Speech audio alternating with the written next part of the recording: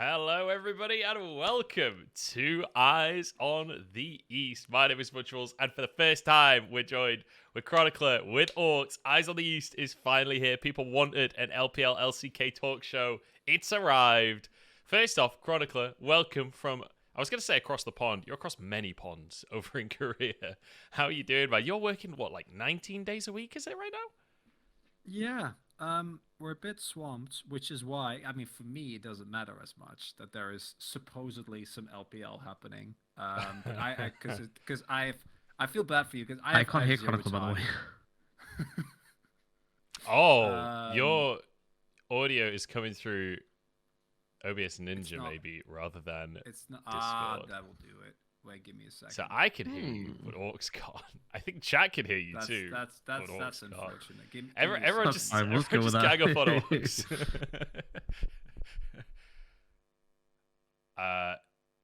So, as it's the first episode, we may have some technical difficulties. Bear with us for a second here. I can't hear you on Discord right now, Chronicler. So how are you doing? There we go. Oh, there we go. That did it. Pog. Okay. So, as I was saying, apologies for the technical difficulties. Apologies to you two for missing a supposedly amazing match. But yeah, I'm doing 5 days a week of LCK, and then I don't watch LPL. That's the whole point of the fucking podcast, Munch. I'm joking. I know it's a good match. I get it. It's 1 and 2. I just want to make sure. I'm joking too. No, it's okay. Yeah, and then I'm also doing the Challenges co-streams, which we just ended. So, but I had to make time for the two of you and to talk some more about League. Yeah, because there's never enough. League of Legends. Exactly. Yeah. I will say, I do apologize to everyone in chat. Thank you for tuning in. Sorry that it's on the same time as Top Esports V5. I'm going to be keeping a sneaky eye on that series on my other monitor while we do this talk show because it is literally going to be the best series of the split.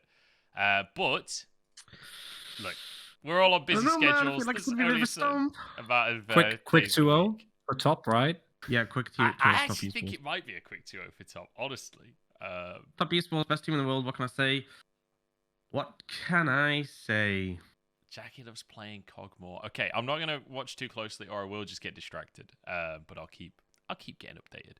Okay, so let's start off. Look at this. First off, how swish are these emotes? Look at it. Not emotes.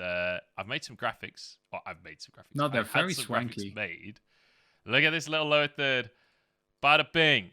What is Eyes on the East? That's gonna be our first topic of the day. So for anyone who's missed the tweets and all of that good stuff. Basically, we wanted to make a show that covers both LCK and LPL as the best two regions in the world. Now, I feel like over the last few years, there has been animosity. Well, since the dawn of time, there's been animosity between the two regions. But I feel like it's getting worse.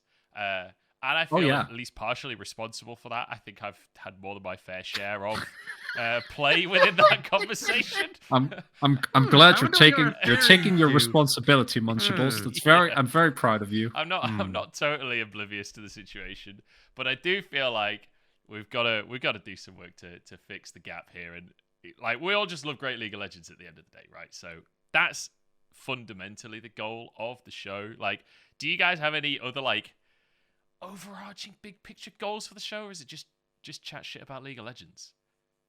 I do enjoy chatting shit about League of Legends, so probably that's my main criteria. Yeah, I heard Oaks was on, so I was like, yeah, I haven't been bullying him enough. So this is just another avenue. Spend time with you, so this is I'm a busy. Yeah, I get it. No, I'm really excited as well. I've always been very vocal that I fucking hate rabid fan bases one way or another. And I think last MSI was kind of a low point in that regard. So I'm really excited to have a show which can discuss, hopefully, both regions without devolving into your region sucks, no, your players suck, no, you're the worst, no, you're the worst. Yeah. I mean, it will if tough. If the show's cancelled by next week, then you know what happened. Exactly. I mean, yeah, it's possible that this devolves into a shouting match in episode 1. Fingers crossed it doesn't, but yeah, that's the long and short of it, right? Is we want to have civil discussion about the two leagues. To be honest, having this as a lower third section of the show may have been a little overkill because it's it's not that big of a conversation. I'm gonna let do the really beautiful animation out now, and I think I might just animate in the next lower third. Since if we've got animations, why not use them? That's what I say. We'll kick off with, I think, the easiest topic and one of the bigger topics, the playoffs picture, right? There's a lot to go into here from both leagues. Obviously, we have 2 LPL reps here and 1 LCK rep. So I am aware that to some extent there's going to be an imbalance in that regard. So we'll try and approach that as best as we can. Chronicler, do you want to start, mate? Do you want to kick us off talking about the big picture? But you were supposed to be fucking impartial, Munch. What is this? I am meant what are to you be talking impartial, about? No, I'm I'm kidding. human. And I do love top esports, so yeah, and Fred and Brian are not in playoffs, so actually that's a big hit to your level of LCK enjoyment. Unfortunately, did Morgan actually not make it? No. But he is one of the most. Fred and Brian is probably the most universally beloved, and I would recommend if you ever have the time, just spend like 3 minutes in Twitch chat during a Fred and Brian game. It's great. I don't want to give the spoiler away, but I would recommend it if you're feeling down. So for LCK playoffs, what it's looking, our playoffs are locked in after this week, and it is basically Genji. Then there is a bit of a gap, not a huge gap. Used to be on the same level, but T1 is looking a little bit more rough right now, going through some individual performances that are not as good, and I think their meta read is also not as great as Genji's. And then there's Gap. And then there is Sandbox, Dom1, and KT that all seem to be on pretty similar level. And then there's DRX, who are probably the 6th place team and will remain that because they do seem weaker than the other ones. And overall, like 3, 4, 5, 6 is really interesting. 1 and 2 is kind of a no-brainer, and any of those teams can look great or kind of subpar depending on the day and how they woke up that morning. So I guess my first question, so I'm coming in fairly fresh-faced into this conversation about LCK, right? I've not been watching a massive amount over the course of the split, and I anticipate you'll be the same talking about LPL later. Yeah.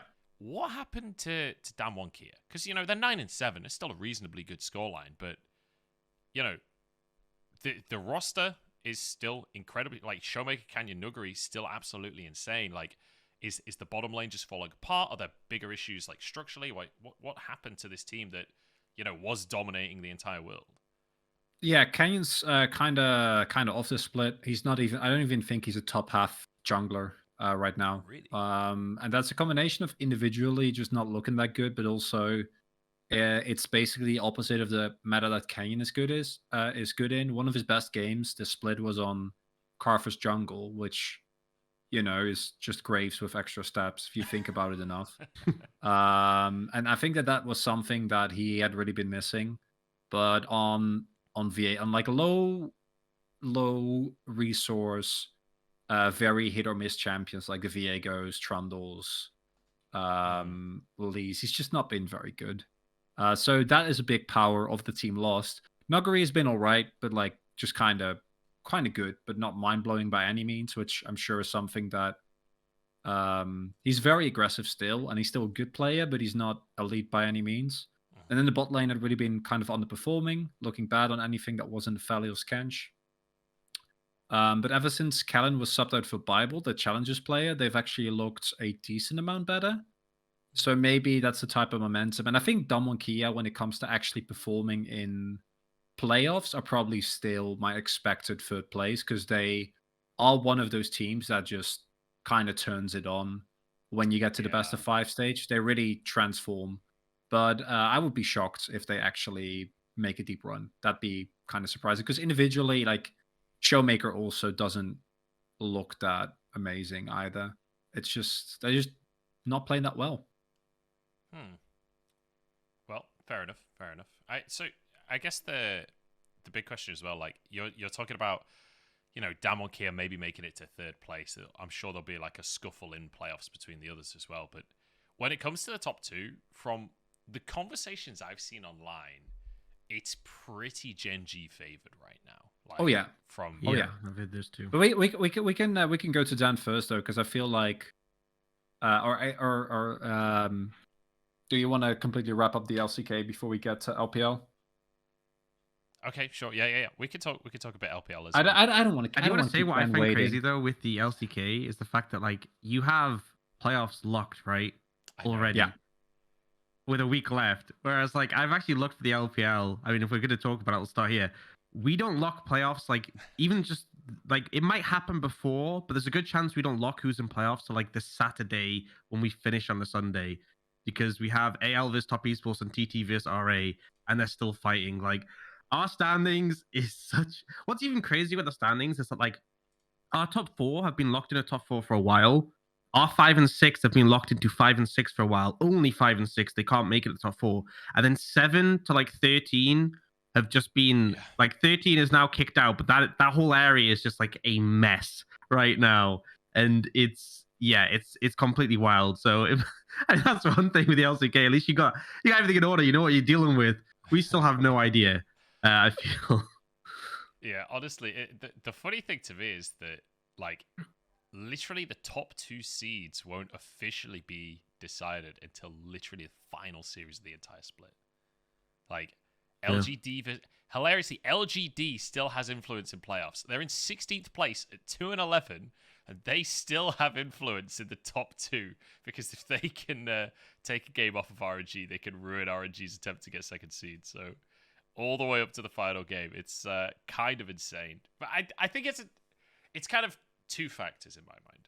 First of all, the top teams in LPL have all been like absolutely cracked. Like middle of the table teams are not beating top teams this split at all. Like our top 4 teams right now, 14-2, 13-1, 13-2, 12-3. Like with that many wins right at the very top of the standings, it means that there's less wins available in the middle of the table, right? It also means that 7 wins is going to be the marker to get in instead of 8 as well this split. So it's kind of caused this turbulence within the league. But also just, I feel like we have 3 very clear sections in our playoffs this split, which we don't usually get. Usually it's a bit more of a gradient, you know? Yeah, I feel like my impression, because I think we've had before, like even spring, you look at spring, when you actually look at the spring regular season and how it finished, like it was so different to what ended up happening in playoffs, right? Because we had like LNG were 4th in regular season in spring, right? And Top Esports were 5th. And so Top Esports actually had to go through like quite a deep run to get all the way to the finals. V5 were first. Whereas like at the moment with summer, like the top 4 we have, JDG, Top Esports, RNG, V5. I think V5 to less of an extent, they've looked a bit rough recently. But JDG, Top Esports, and RNG, I think no one doubts that they're the 3 strongest. Whereas like even before we got into playoffs, I didn't think LNG were good. LNG got 3-0'd. We got hard evidence off that. And then I feel like we have EDG and Weibo who look like they're kind of like the bouncers. I feel like they will probably, a lot of whoever makes it in the playoffs out of the remaining 6 who can make it, they will probably struggle against Weibo and EDG. But I feel like Weibo and EDG, I could see them challenging V5. But I think, like, in my opinion, the way I set it up is like RNG, Top Esports. Like, I think Top Esports are the best team. I think RNG are pretty close, and they are so scary in best of 5. I think JDG is good. I'm not like as convinced, but they're still phenomenal. V5 is a bit messy, and then it just like sort of moves down from there. But like, I think the top 3 are just a level above everyone else right now. Yeah, it sounds like that's kind of similar in LCK as well, right? Where you've got this top like it's just more compressed. My question because we have less like, teams. We've mentioned Gen G is like a head above. Is T1 then like a tier of its own, then the rest, or is T1 like with that gang? So that actually really depends on how this final week is going to turn out, because we don't really know yet. Everyone was kind of a believer in T1, or Gen G is the best team in the league, and they beat everyone except T1. But then they got to stomp T1 2-0 in their match a couple of weeks ago. So that narrative has kind of died, and the expectation is that Gen G is just the clear favorite to go full Dom1 and just kind of run it from here on out, and then be our number 1 seed. Now, of course, it is Gen G. They have a fair number of players that in the past have had their issues. Ruler still hasn't won an LCK title, while he has a World's Championship. I know. Which is always a fun... it's like Rookie. Yeah. Rookie's the same. He's never won LPL. He's won Worlds. Yeah. So my expectation is that T1 come playoffs, either they will start playing to their normal level again, and they will probably really stand up to Gen G and maybe even win, or they're going to struggle against like the KTs, the sandboxes, the Dom ones, which we're going to see. Dom1 T1 is actually a match this week, and Dom1 or T1 sandbox is a match. So both of those I think are actually pretty important to give kind of a feel for how T1 is playing right now, because they just look kind of lackluster. But they're another org where, T1 in best of fives is very different, because they did the shit in spring as well, where they just dropped random games and they looked kind of bad at times, and then they still decimated playoffs. So I don't think T1 is in a league of their own right now, but if they start playing to their normal level again, then they will be. They kind of have the opportunity to separate themselves. So I guess final question then. I feel like I'm like interviewing you at this point. Final question. That's fine. In that schedule this week coming up, what are the very most important games? Is it just the T1 ones, or like DRX versus KT stands out to me as well? Is Gen G versus KT going to be a big one, or is that kind of a bit of a wash in your expectation? Gen G's got a stomping everyone. Like, Gen G's not. They dropped one game to Dom1, which I think is a testament to Dom1's draft in that game, because they actually picked Carthus. Maybe we'll get Fiddlesticks next. That'd be lovely. But I think Gen G and KT are not on the same field, on the same playing field at all. KT had a tough time actually. God, what series? Let me quickly look up. Like, they had Sandbox. Yeah, it felt like they won 3 games, but somehow they got 2-1. I've seen so many series like that. Yeah, you're like, it's because actually, if you're an LPL fan and you're like, I don't know who to like. Sandbox is effectively if you took RNG and you copied them in a photocopier like 3 times. Right? It's like they have a stupid aggressive jungler that sometimes is just stupid, but I love him dearly in Croco. And they have a complete role player of a top laner right now, Dove. The main meme is that he just goes down 20 CS in every lane because he's just that guy. He's peaceful like a dove, if you will. Yeah, he actually is. Yeah. He also plays a CS top because he used to be a mid laner, so it's a real. That's another like even more lining. It's all lining up. Yeah. That's it's all lining up. Obviously they're not remotely as good. Does Croco play Renex in jungle? Because that would really be on theme. He would. Honest to God, he would. And they have Prince, who's an exceptional AD carry player.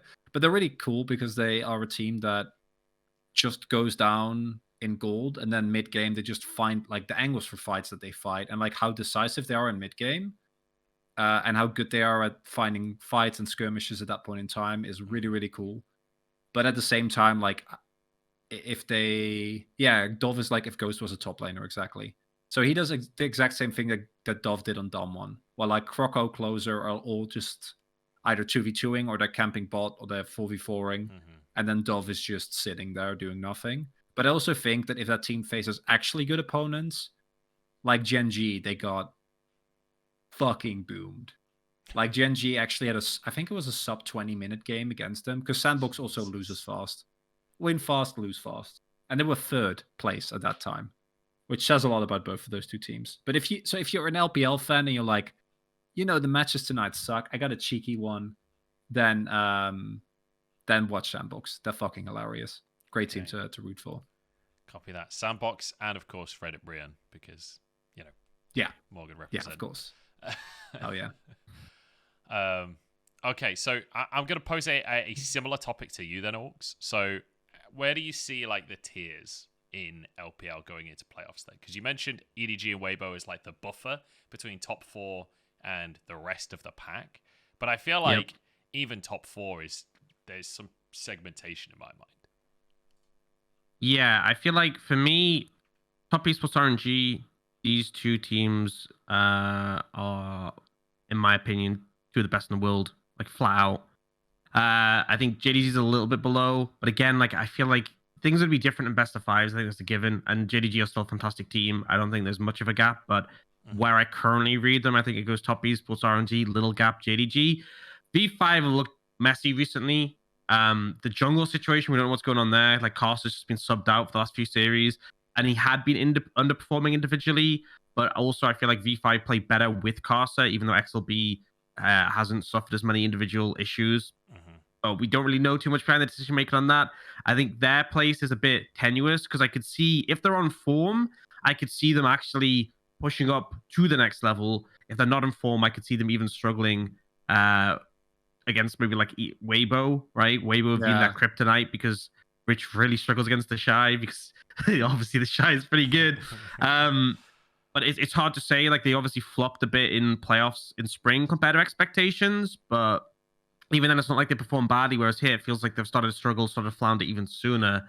And then I think like that's why I think V5 is hard to place. But I think EDG Weibo should be better than everyone below them in playoffs. But I don't like as much as I could see Weibo being a threat to V5.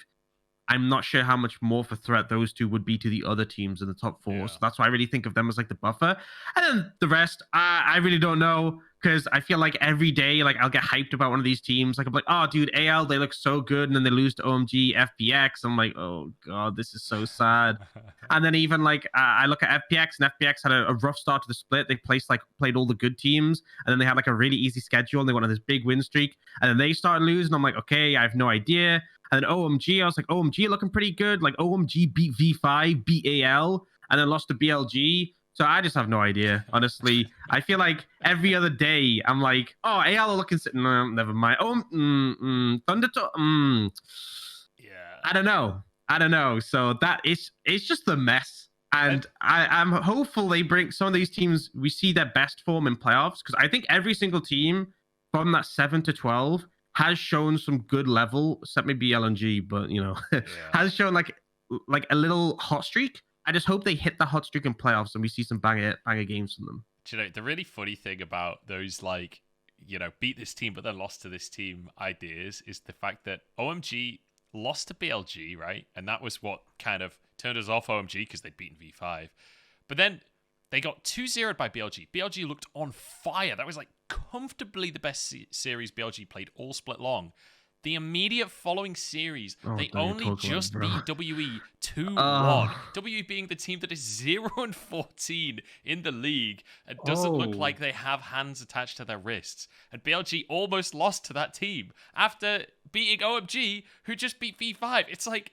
And the thing is, you may think, oh, well, maybe they weren't taking that seriously. BLG actually just dropping that game, it absolutely like really hurt their chances because they needed a 2-0. Because the game difference, like in the LPL, it's like series score, then it's game difference, then it's head to head.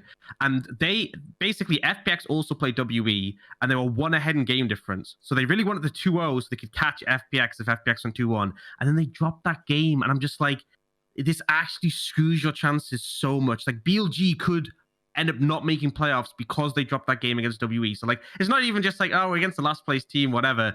It was so important. Like RNG had an important series against TT, and you should have seen them come in, right? They needed a 2-0 because if they lost a single game, they couldn't get top 2. It was brutal. And oh my Lord, man, they did not mess around. Like that was serious business.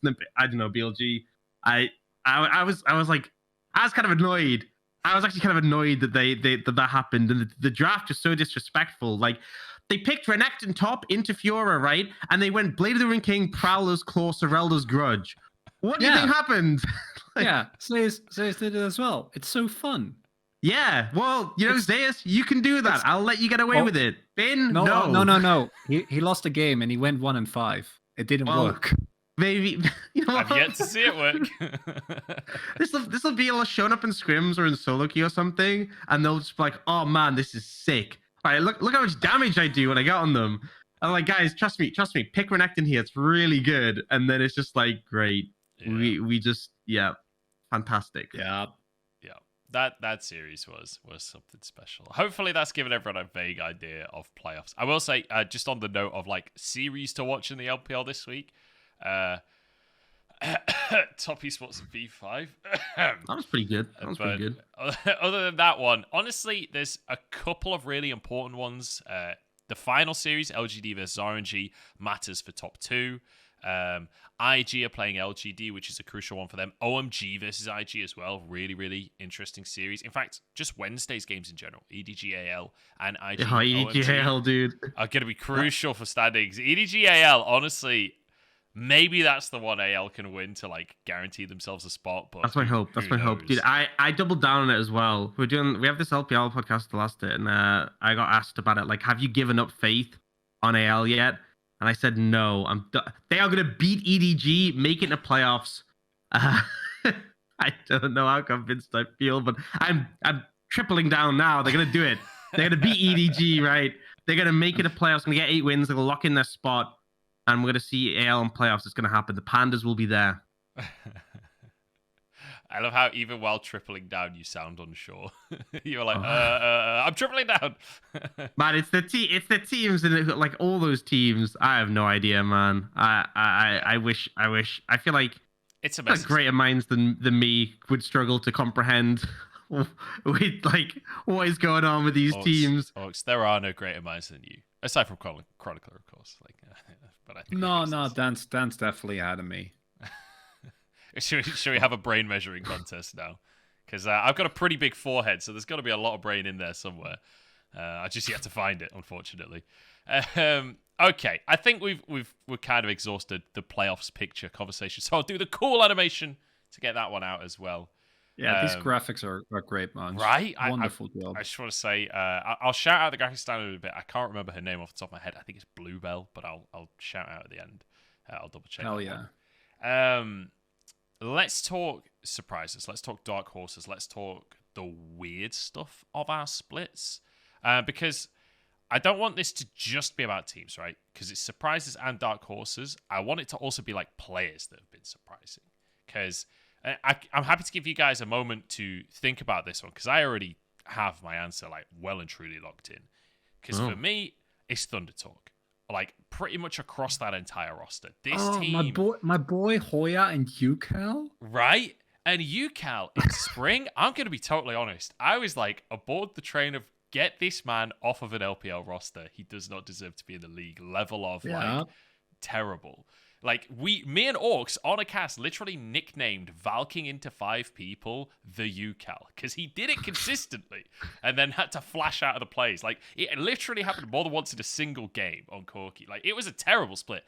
This split, UCal's the star player of TT. He's consistently looked amazing. Some of his Ari games have been unbelievable. Like I genuinely am mind blown at the level of glow up that UCal has had from last split to this one. Same with Kepler, same with Yao Yao. Yao Yao used to be pudding, for anyone that doesn't know. Like, the bottom lane have gone from, again, players on terrible teams where it's kind of hard to judge a lot of these players when you're not on a good team, right? But they didn't look like they were, stuck in Elo hell kind of thing. They looked like they fit those teams. Now looking amazing as a 2v2. So I feel like this TT squad, honestly, just... I genuinely have no idea how they got so much better than they were in such a short time. I don't know who is the coach for this team? Because I feel like they maybe need some props at this point because it's G8. Dog 8, I guess. It's a capital G. I don't really know, but I guess they're a genius. I don't know. I can't explain it, but they're definitely my surprise. Yeah, I feel like for TT, I feel like Yao Yao has been such a fantastic addition. And I feel like the way he pairs up, like it's been really the support jungle mid like trio that's been so good, so effective, and particularly how the support and jungle pair up. Because I remember, pretty sure it was Dagda was talking about this, saying like he feels like they're so good and effective at like pairing up together, looking for plays, looking for vision in that manner that has really just revitalized the team. Because even when this team was struggling, like at the start of the split, they would still find advantages in the early game. They just completely threw them away later. I feel like they've become a lot more refined at this point, which is why if you get in it, if you can already get the early lead, then all you have to do is just stop throwing it away. And I think they've become a bit better at doing that. Yeah, that's true. They were good at the laning. So anyway, that's my surprise. If you want a fun team to watch going into playoffs, look out for TT. They're almost certainly in the top 10 at this point. So I think they'll make it to the second round. I think it's possible they make it to the third round and try and tackle Weibo or EDG, which would be really fucking hype. So, wait, no, that would be the second round. That's what I meant. Anyway, I digress. Guys, who are your surprises? Who are your dark horses? You can go first, Daniel. Well, looks like it's time to quadruple down. I feel like so many people, like, I think the thing with AL is that the way they approach team fights is honestly fantastic. And that was kind of true in spring. One of my favorite team fights in all of spring was from AL, despite the fact they didn't exactly do well. You know, they came 13th in the league. But they had this fight where their top lane and mid were playing. It was LeBlanc and Camille. And like both, it was ZDZ and Forge. And like the way they approached it, they both had control ward, both set up their flanks really well. And like you can pause at the exact moment when they've made the call to go in, and like they both start like diving at the exact same time, and they completely decimate the backline. And it was against EDG as well. It was against EDG, and they completely, I think it was the Camille focused on Scout and Ari, locked him in, they killed them. LeBlanc chunked out Viper, and Viper couldn't fight. I was like, damn, this is crazy good team fighting for a team who's so low in the standings. And a lot of the time, they were very reliant on Jinx. And it was like, most of their wins were like, okay, we got Jinx. Let's try and stall. Let's get to the point where we turn it around. And then this split, they still have that strong team fighting. There's still games where they're a big deficit and they're able to turn it around. Mm-hmm. But I felt like the early game had gotten a lot better. They were better at playing around bot lane. Chocho in the bot lane is super aggressive. Love watching him. But he's also even been leaning on these enchanter picks that have worked.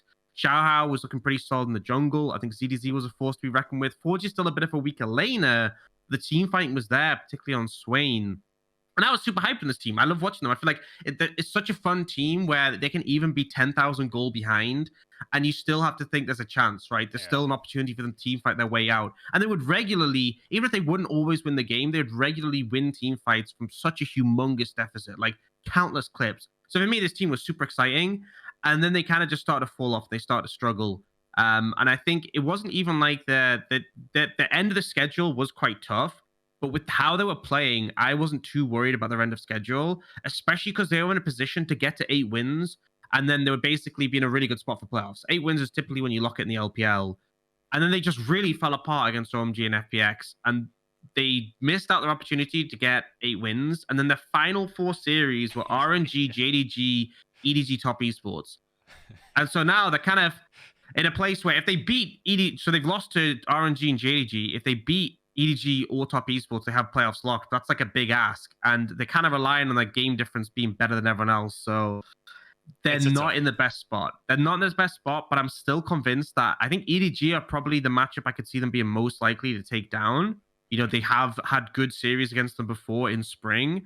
And if they do, I think this will be a really exciting team in playoffs. I think this is a team that'll be really fun to watch. And like, you know, I just think there's definitely games where like, you know, like I said with TT, when TT was struggling, they were the team who were like 5K goal behind and they just threw. And it was like so frustrating to watch. Whereas with AL, it's like the reverse of that. It's like, whoa, they're at a 4K goal deficit and they won a fight. This is sick. This is so fun. And I definitely enjoy them a lot because of that. Yeah, you'd like Sandbox, Dan. You would. He's a Sandbox gamer. I'm ready for it. What's I guess it is across the pond from China. So what's going on across the pond, Chronicler? Who's your surprise? Who's your dark horse? Could be a team, could be a player. Do I have to pick just one? Because then it's hard. I mean, if it's a caster, then obviously it's fucking Orcs getting called up to go all the way to what was it? All the way to fucking groups, I think. Oh, no. In MSI, out of fucking nowhere, you know, gets booked for only play-ins, then does such a good job that they're forced to actually hire him again. Wonderful. Anyway, enough Orc shilling. Can I only do one? Because then it's tough. If you want to do more than one, you can do more than one. But if you just got to do, you got to rapid fire them a little bit. Yeah, I'll be quick. So first and foremost, and this is, I know it's weird to call this a dark horse, but it's actually Ruler. Because like this Ruler guy being good is kind of a no-brainer.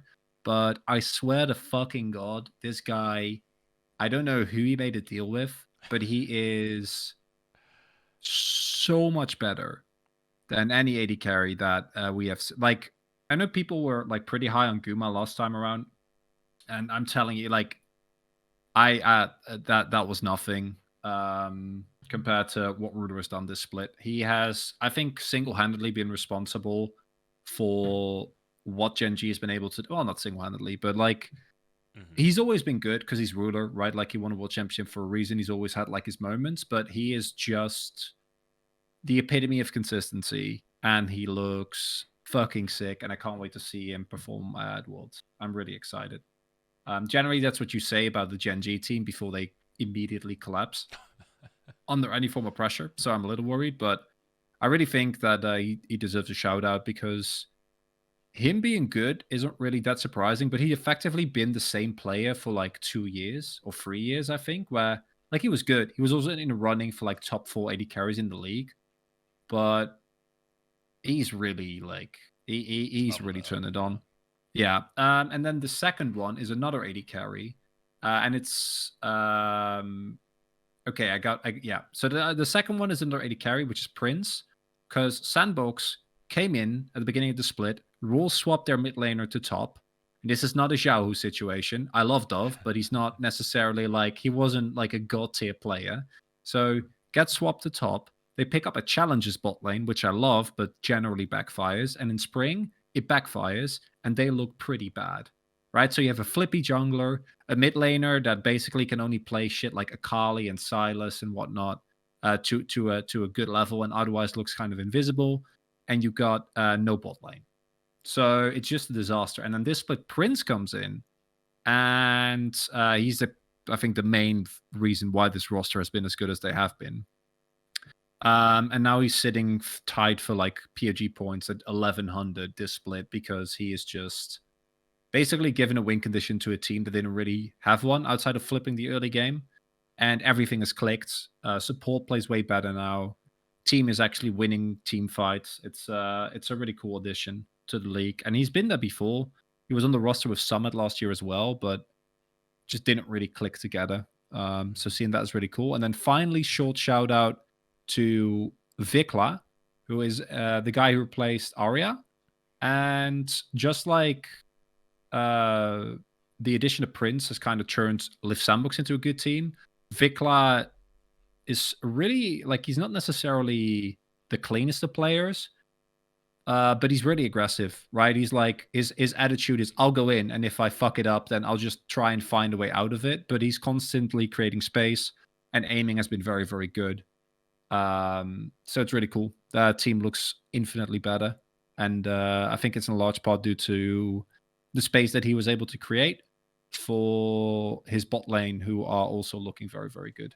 Aiming really had a kind of an okay spring outside of specifically AP Kaiser, and now he is looking like one of our best bot lanes again, which is really cool. Sick. Okay, a lot of AD carries. A lot of bot lane. Oh yeah, no, it's I don't know how.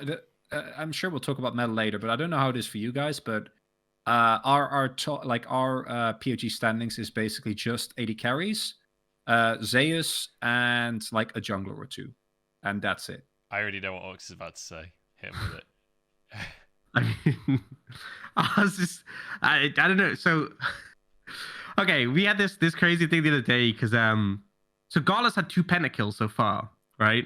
Yeah. Oh, are they Zeri pentakills? Those don't count. No, they're not. It was one Jinx, like 15 of those. One Jinx and one Aphelios. He has 2 pentakills so far. He's only had 1 MVP.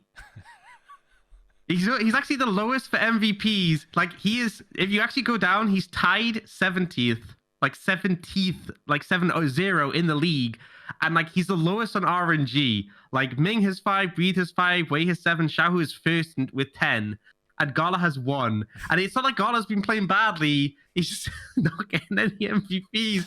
It's so funny because I remember the game he got the pentakill where he didn't get MVP. And we you know when you got a break, like we're like, oh, I wonder who's gonna be MVP. And then I was like, Ming is MVP. And I'm like, what? Like, do you get the pentakill, he's not even getting MVP? That's rough, man. Yeah. Like, I completely understand. Like, just get a penta doesn't mean you were the biggest carry, but still, like, it's just so hilarious. Like, if you go like on the Leaguepedia page, you have to scroll all the way down to the bottom, and Hung only has one MVP as okay, I don't know, man. I don't know what to say. I don't know. There's some people getting completely robbed down here in the MVPs. It is rough out there.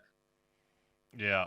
I will say as well, it's hilarious because there was the finals that RNG won last year in spring, and it was like Ming was the MVP of those finals. That Gala gets the finals MVP, and I feel like now this split, Ming is finally getting his revenge, stealing away the MVPs from Gala instead. It's role reversal, baby. Yeah, it's been a weird split. Honestly, a lot of mid laners getting MVPs in our league. I feel like just maybe the nature of Talia meta. I feel like there's a lot of support MVPs as well. But either way, I digress. Let's. Do you guys want to talk a little bit about the meta? We've got two lower thirds left: the meta, and then a bit of Q&A. So chat, start thinking of some questions for us, and we'll hit a couple of those before the end of the show.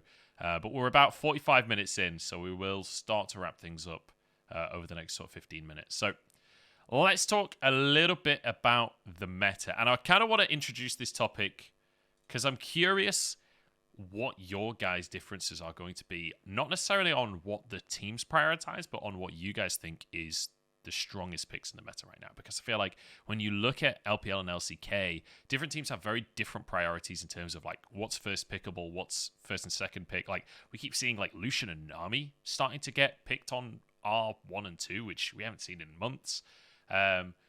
Where do you guys sit on like what are the most important picks? Like if you're just default team, what are the picks that are guaranteed going to be banger picks right now in the meta? What's like your number 1, 2, 3? Do you want to take Zeri? Should I take Zeri, Chronicler? Nah, you can take Zeri. I've talked enough about the fucking atrocity of the champion. Oh my god, man! That's why I was upset because the amount of Zeri pentakills that we've had. Bad times. I honestly think even if you remove the absurd laser damage, she's still kind of cracked, but then she also just happens to have a Luxalt on her fucking W every 4 seconds. Oh no, I love Corki being back in meta. That was a great time for the LCK in spring. I had that was super fun casting. I'm glad it's just like, it's back. Super fun. Very cool. Even in LPL, that was boring. It takes a lot to make the LPL games boring, but Corki did it. Corki managed to make... Even Dune B was playing Corki. Why is Dune B playing Corki? It's like... blows my mind. Sorry. Let's stop talking about Corki. Take the Zeri, Dan. You got this, buddy. Yeah, so I think we're kind of in this weird spot where... So you have champions who are like so broken that they're like permabanned, right? Like there's still a few... Yeah, like Poppy and Calista, like the highest presence picks on this patch in the LPL. But like Calista's only had 4 games, 25 bans. Poppy 6 games, 22 bans, you know? So they're like so strong that sure, you know, they're really powerful, but you don't even get to see them, right? Occasionally a team lets them through. They're like, how bad can it be? Pretty bad. But the problem with Zeri is because Zeri got nerfed, she didn't get nerfed enough to the point that she isn't broken, but she got nerfed to the point where teams are like, do we have to ban Zeri? And then suddenly you get a game where if you don't shut Zeri down, especially because people have been pairing it, you know, like we saw a lot of trade-offs of like Sivir, Yumi into like Zeri, Lulu, and things like that. But I feel like this champion is just so insane. If you get to 3 items, she just carries like so hard. The fact that the W does so much, it's like, you know, I don't mind if your champion can do a ton of poke damage, right? It's annoying, right? But at least have that as a thing to also be like this huge DPS ramping super mobile lady carry as well. And the E in general, the fact you can just like glide over like massive amounts of terrain. You know, it's like there's too much. There's too much on this champion, and especially if you have something buffing it up, she just takes over. So I think Zeri is just ridiculous right now, especially in the right hands. Like if you get to the point, and like I feel like, especially since Calista is at that must ban position, I feel like, you know, a lot of the picks we'd expect to see to punish Zeri just aren't really available. Like Callista's banned all the time. Lucian Nami is showing up occasionally, but even then, I feel like you can play Zeri Lulu and kind of manage that. Draven does pop up occasionally, but it's been a little bit less so far. And to be honest, the thing with Draven is you kind of have Draven players and you have non-Draven players, right? Like if you're in a JackieLove, you just ban JackieLove's Draven. Cool. Now it just, you know, means that there's even less options for them to respond. So I think there's a lot of AD carries who just can't be checked. And I think because since the dragon changes as well, the expectation was that like dragon changes are put in to try and like speed up the pace of regions. the LPL was already playing really fast, and like we had 5-6 minute dragon into 8 minute herald into 11 minute dragon, and like it meant Soul was quite early. It meant things kicked off fast, and now like dragon's impossible to do that early in the game. Like dragon has been pushed back to like the second neutral objective after first herald, and sure, like we're still seeing LPL teams play at fast pace. We're still seeing these aggressive teams like JDG Top Esports. We're still seeing teams, and like if you secure a dragon, it's a massive boost. Don't get me wrong, but also like I feel like Soul is going to come much later. I feel like as well picks like you have a little bit more time, and even then like people look at these scaling picks and think, oh, if it's a scaling pick, it does nothing early. There's a lot of scaling picks that are really impactful early. Like as long as you have a good mid jungle, you can just have like a Sivir or a Zeri in the bot lane, particularly Zeri, and then just like maybe you don't get the first dragon, maybe at the second, and then like third, fourth dragon, you're ready to fight, you just take over the game. So I think Zeri's super strong. I think Poppy and Kalista, those three are already strong. I think what's interesting is seeing how like 12-15 hits, because I think that's going to be our playoff patch. And there's a lot of like tweaks and nerfs coming across the board. What do you reckon, Chronicle? Yeah, fuck Zeri. I'll join in that one. I respect I that. feel like it was quite a rant, wasn't it? Yeah, so in the LCK, we like to, especially close to playoffs, because I actually think some of our drafts have become a lot more diverse. We see Gen G, like, Singed is a legitimate ban that teams will ban against Gen G. Like, Singed is a must ban because if you pick something that's vulnerable into it, Lehens will pick it.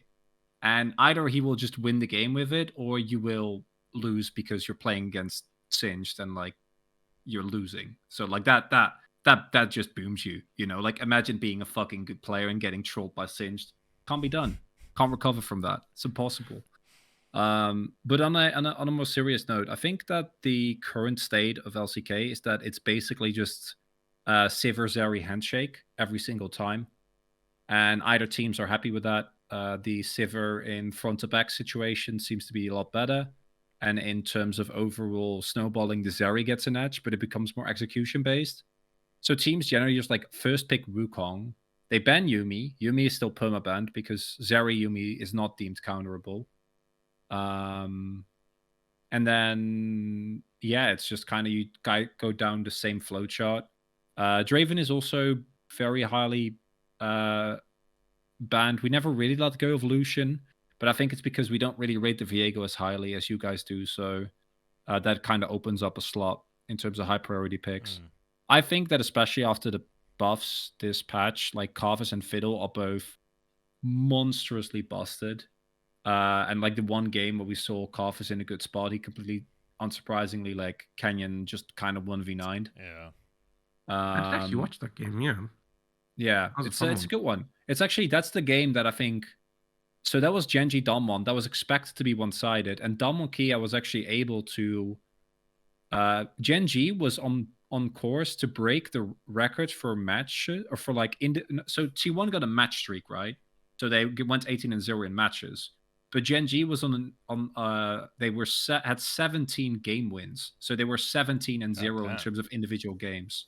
So they were even with, of all teams, like fucking 2015 SKT, like 2015 summer SKT, which, yeah. So they were about to break that record, and then they got boomed by, let me double check, by Donmon Kia playing Karthus. So I thought that was going to be a sign of teams for like, I think that that'd be my main picks for picks that I think should be picked up. When it comes to actually what is meta, I think there's like nuances between LCK and LPL, but I don't think they're different at all. I think it's very obvious the teams scream each other a lot. Yeah. And I think the overall flow chart is a little different, but LCK meta overall, I think, is very similar based on what I can see in it was Karthus Amumu, that's true, yeah. Kalista Amumu is still we see Amumu in that specific combo. Because Kalista sometimes does make it through our drafts against specific teams. But then generally kind of booms and then gets banned again for the foreseeable future. I feel like Kalista was an interesting one. Not Kalista, sorry. I think Amumu was an interesting one in the LPL because that's why we saw Amumu come into the LPL as well. But then it got to a point for a little while where people were just picking Amumu, even without Kalista. Like, you'd still occasionally see Amumu games where people just, like, especially players like Chocho, they just wanted a champ that can go in, that has a super strong 1v1, not 1v1, level 1. Amumu level 1v1's off the charts, bro. But, like, they just wanted a big engage tool, and I feel like there were some teams that just were like, you know what, we don't even need Kalista for this. Let's just run the Amumu, just charge at them. So it's kind of an interesting one, but... yeah, we had that as well. Yeah. So I feel like the long and short is the meta relatively similar. I'm curious about that Karthus pick, whether or not we'll see that come in, whether or not LPL teams are willing to go for that, because we haven't really had any farming junglers like at all this year, to be honest. There's been like 2 Graves games, I think, ever. There's been some Nidalee. Oh yeah, that's true. A couple of we had Canyon try. I mean, I don't necessarily think that in the meta it's strong, but I don't know how you feel about this, how you guys feel about this. But to me, one of the big weaknesses of LCK teams is that I think many of them try to play exactly the same style, and then whichever team does it best just kind of wins. Whereas, based on what I've seen from the LPL in international tournaments, there's like 3 teams that are actually good, and they all play very differently. So I'd actually want Dalmond to keep trying that. I want them to pick like Diana and Karthus and Fiddlesticks, because I think it's the best way. They clearly are not... Sorry? I think it's the best way. Yeah, well, that's my take as well. So that actually has been better this split, because Gen G plays very heavily towards bot side, T1 plays towards top side, because they have to, but they still do. And then Liv Sandbox plays for like mid-game turns and team fights. So there actually is a little bit more diversity, which if in terms of like more region meta, I think has been really good for the LCK to split around. Yeah, I think it has generally. It has the effect that like it strengthens the region, because they're playing against more styles like domestically. Yeah, exactly. But also like when you go to Worlds, I feel like one of the things that's been a common theme with LPL is like we obviously the now thing for Worlds is we get massive meta shifts before Worlds, right? We get big changes coming in. Maybe we don't get it like right before Worlds this time, because we've just had like massive changes midway through the split, because I don't know why. But like the expectation is like we get a big shift coming into Worlds, and I feel like the LPL, the running theme for the past few years, where they have been so dominant, is one team just gets completely screwed over, FBX, and completely falls apart. But then like for another team, because we have like we tend to send 4 completely different teams in terms of how they want to play. One team just hits right and decides they're going to win Worlds, and then it's just the meta is completely correct for them. Which is why I feel like, it's surprising that RNG has won those 2 MSIs, although I do think that RNG are like a very consistent team. But I feel like, in terms of winning Worlds, like, you just get these teams where it's like, okay, like even like you look at 2021 when LPL didn't win, but Suning just completely popped off, right, and managed to take down JDG and Top Esports. That was kind of crazy. But I think, in terms of having the region being stronger and also sending 4 more different teams, because like, that's the thing. If the meta does lean in a certain direction, it's if you already have a team that already plays to that style quite well. Like let's say we move into farming junglers for Worlds, which I know a lot of people might think there's no way they just suddenly make farming junglers right before Worlds. I wouldn't put it past them. Then you have a team who is ready for that meta shift. You can just completely pop off.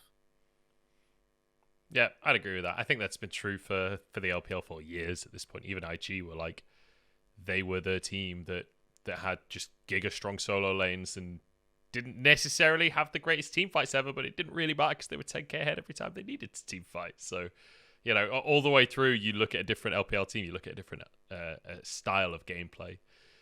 I feel like that sort of wraps up conversation about the meta. I feel like we've exhausted that. Let's do one final little segment. Let's do a bit of a Q&A. So if anyone in chat does have any questions, please do drop them in chat now, and we can hit a couple of topics, and then we'll wrap the show up. So first off, we've got a question about Neela and Belveth. Do we think any teams could pull it off in LPL or LCK? I mean, Belveth is a whole different kind of worm, so I'll let you guys hit Belveth.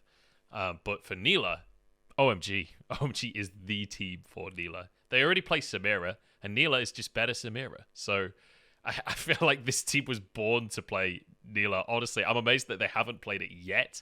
I think they might bring it out against IG if they've been practicing it, because it's available in LPL right now.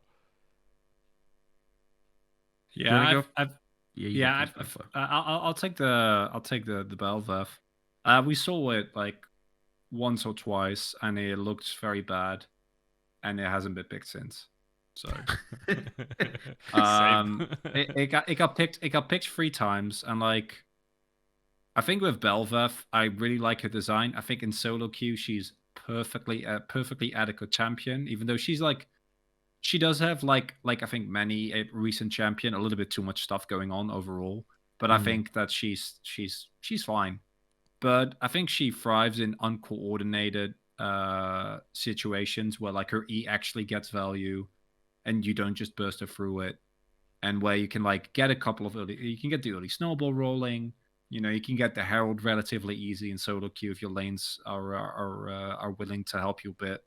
I think in that context, it's a fine pick. But in LCK, if you compare it to things like Viego, Wukong, whatever, like either she doesn't have the team fighting presence, or she doesn't have the early presence of a Poppy or a Trundle. And then if you compare it to scaling picks, like any AP jungler, which again, they're not meta right now, but say that you try to look at it that way, like I'm gonna farm up and be a big threat, like then the AP junglers are like a million times better. So she just kind of fulfills a niche that doesn't really do anything. And even when they build around, that doesn't exist basically. Yeah, it's like I think it's like Yi, right? I just think that picks like that, unfortunately, in the terms of competitive play, don't really work. And then the builds we saw were like Rune King, Frostfire, and it was just felt a little underwhelming. Unfortunately, because I like the idea behind the champion. I love StarCraft, so you know, I love little minions, little Zerglings running at turrets.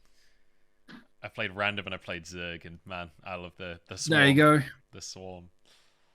I feel like for me, like the champion is so weird because I've seen lots of solo queue games where she's just felt like the most useful champion to ever exist, and then also ones where she's felt like just impossible to defeat, and it just feels like she's so very momentum based, but also her kit feels so clunky. Like you'd think that a champion with like infinite attack speed scaling would just be like this insane super DPS. Like we saw those clips, you know, when it came out of people like capping the attack speed at like a ridiculous amount, and then they're just like attacking super fast.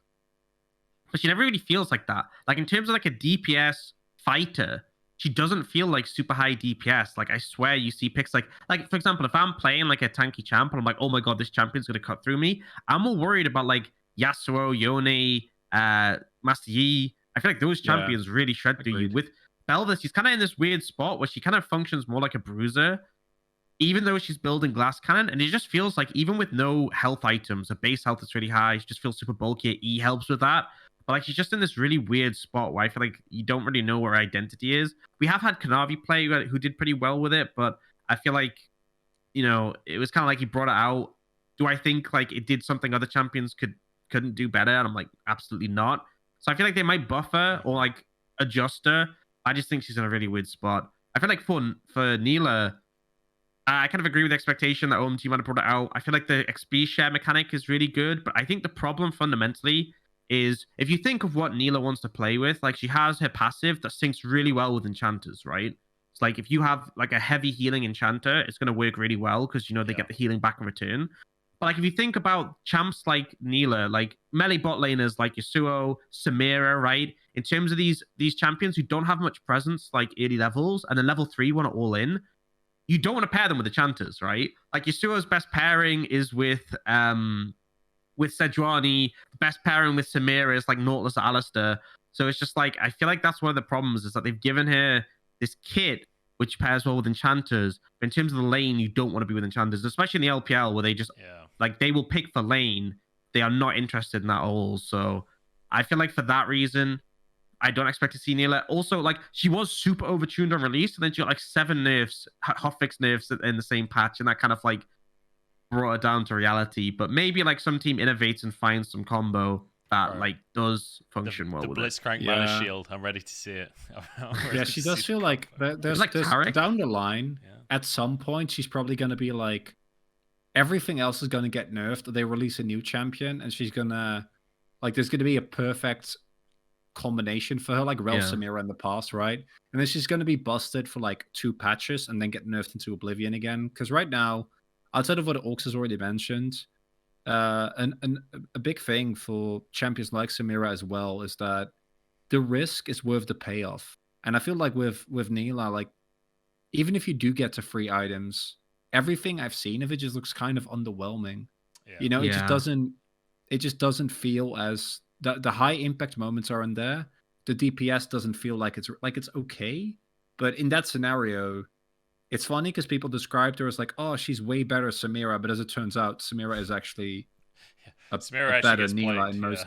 Exactly. Like but because of her passive, at some point, if there's like an engage support that also gives shields, you know, like an enchanter engage support hybrid that for some reason right at some point is going to release, because why wouldn't they? Or something that really abuses the experience, then she'll probably be broken at some point. But agreed. I feel like the experience thing is the most broken thing about her kit, which is ultimately something that she's not really doing, which says a lot about the situation, right? I think we should move the conversation on, go for another question here. So obviously we all keep an eye on the top 3 teams usually. Thoughts, predictions going on for 4th seeds out of LCK LPL going into Worlds.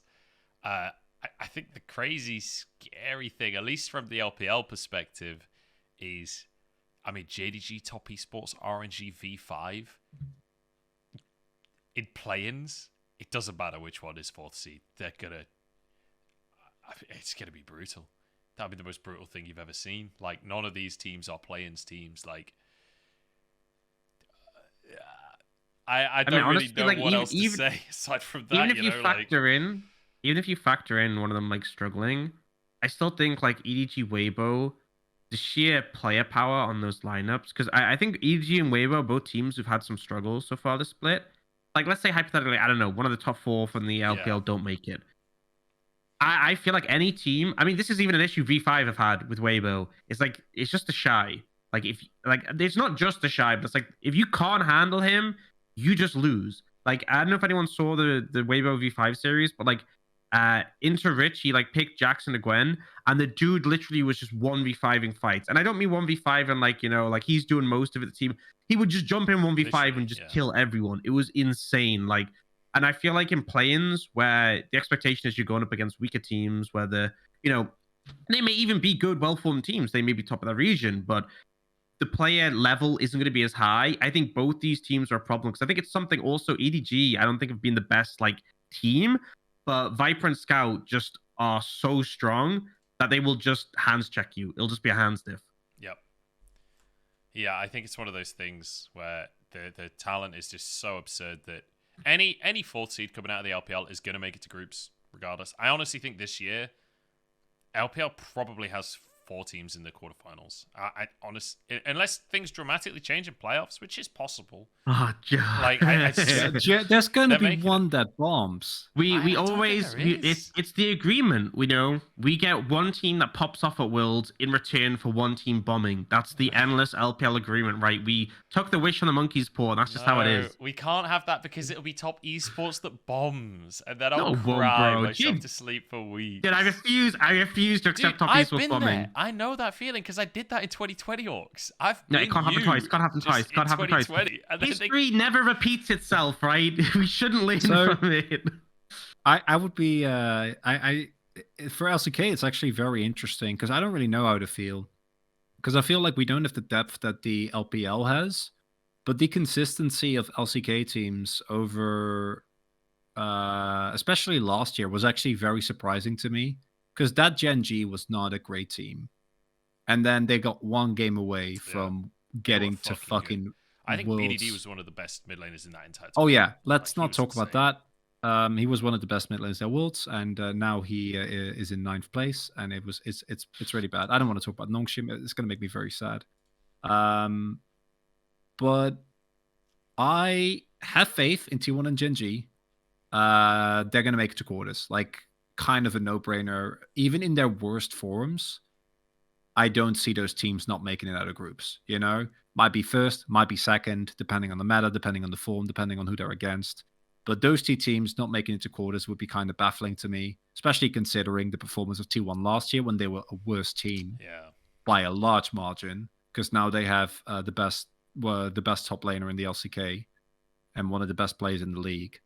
But 3 and 4, I got no fucking clue. But I also had no faith in Hanwha.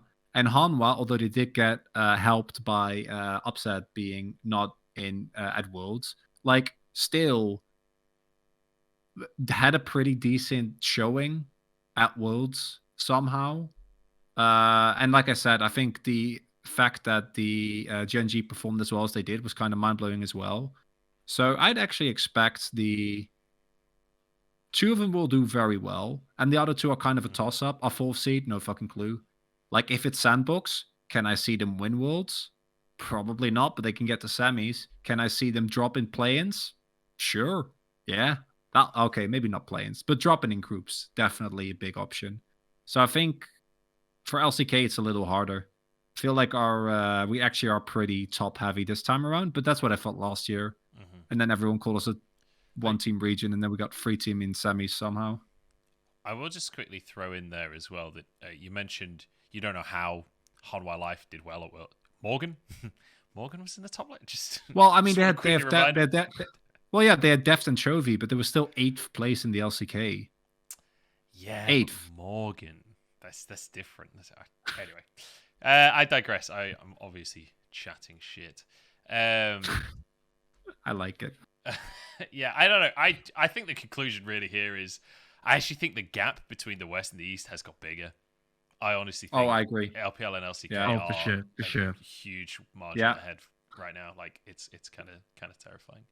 I actually feel like I think Mad Lions are like the only team, and things could change. I think Mad Lions are the only team where I could see them being like a challenge. But I legit think if like Mad Lions start to struggle or they have a bad tournament, we could just see like a full LPL LCK even quarters. I don't think it's ever going to be that way, right? Because that'd be fucking sick, though. That would be crazy. But I don't think especially if we had like it was like we had number 1 seeds from both regions on opposite sides of the bracket, and then we had like every quarter just was like the fucking quarters from LPL LCK playoffs. Well, it's not. It's not happening. Let's seed it. We'll do it. It won't happen, but because I guarantee one of our teams will bomb, and like the fucking VCS, the VCS seed number 1 is I really hope VCS makes it to quarters. I'm so ready for that. I've really missed that region, and I think just because of that, like I think VCS has, as long as it's not the fucking civil war that we've had in the last 2, it was so bad. Last year was not as bad for LCK because you guys, I don't remember what happened to FPX. They didn't end up going to the tournament, right? Yeah, they didn't turn up. I think, that's what I heard. They couldn't make it for some reason. Yeah, that's what I thought. So it wasn't this, but like for us having 3 teams at the same side of quarters was like, it was very frustrating. I mean, the whole thing was, RNG against EDG as well was so... No, agreed. The thing is, like, what I find the most frustrating thing is we get so few internationals, right? And we get MSI, but there's 2 teams there, right? There we got 1 best of 5 between LPL and LCK, and then we get Worlds, and the hope is we get as many best of 5s between LPL and LCK as possible, and we got 2. Yeah. So and it's, to be fair, as well, both were amazing. Yeah, absolutely. It's not even just like LPL and LCK best of 5s. It's just like international best of 5s. Like if an LEC team makes the fucking deep run and gets to semifinals, fucking great. LEC versus LCK is always a game 5 bang, right? It's always amazing. And like if you say VCS makes it, then it's fucking amazing. We'll get some banger games. But god damn it, why are we getting domestic best of 5s every single world so many times? It's not even just about the 2 regions anymore. It's just about like, god damn it, can we just do the brackets so that it makes sense, so it's actually interesting to watch? Because the whole argument for single elim is that it's more exciting to watch. So why the hell are we not having exciting matchups? Yeah. Sorry, I'm getting mad, but I'm just preaching to the choir here. You are, but I'm with you, buddy. Yeah, I could rant about tournament formats all day long. I think we're at an hour and a quarter at this point. I think for episode 1, we should probably wrap things up. Any final thoughts that you guys want to say to our audience at home as we finish out the first ever episode of Eyes on the East Chronicler? We'll go to you first. Yeah, thank you so much for having me. Really appreciate it. I'm really happy to learn about the LPL because I can't watch the region at all because of our time slots. A feeling which you both share. Shout out to Orcs for being very smart and handsome. Shout out for you, Joe, for being a great host. And please all listen to Run Away With Me by Carly Rae Jepsen. It's a very good song. I think of you every time I hear that song. You should, as you should. Orcs, any thoughts? I'm hoping if anyone is working on inventing a time turner from Harry Potter, that they let Chronicler use the prototype so he can actually. Well, because I mean, we said he's working like 90 days a week, so. Dan, thanks. That's great. You can have a life and watch League, you know.